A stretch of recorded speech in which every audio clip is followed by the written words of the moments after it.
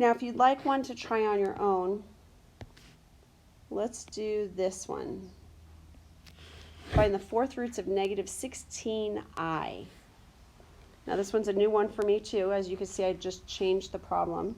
So if you want to press pause and see how far you can get, maybe press play. After you get a little bit, press play and let the video catch up to you. Okay, negative 16i would have a theta of 3 pi over 2 and an r value of 16. R is always positive, it's distance from the origin, so it would be a distance of 16. And n is equal to 4. So we'll have the fourth root of 16 times CIS. And then instead of theta, I'm going to put 3 pi over 2 plus 2 pi k over 4.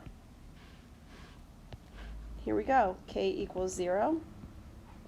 We'll have 2 CIS 3 pi over 2 divided by 4.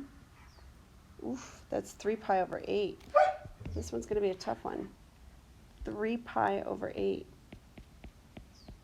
Is that correct? 3 pi divided by 4, 3 pi over 2 divided by 4. Indeed, it's pi over 8. 3 pi over 8. And that one we would need a calculator for. I'm pretty sure we'd need a calculator for that one. And then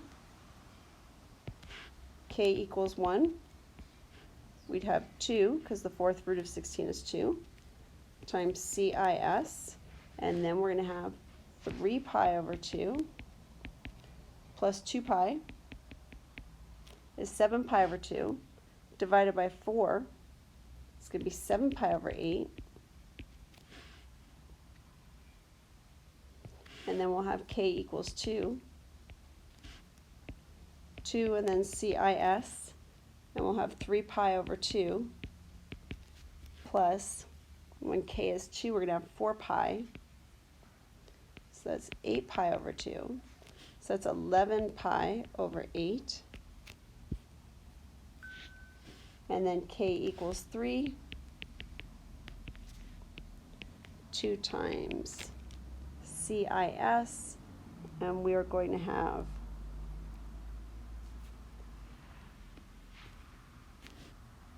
is that going to be 3 pi over 2 plus 6 pi?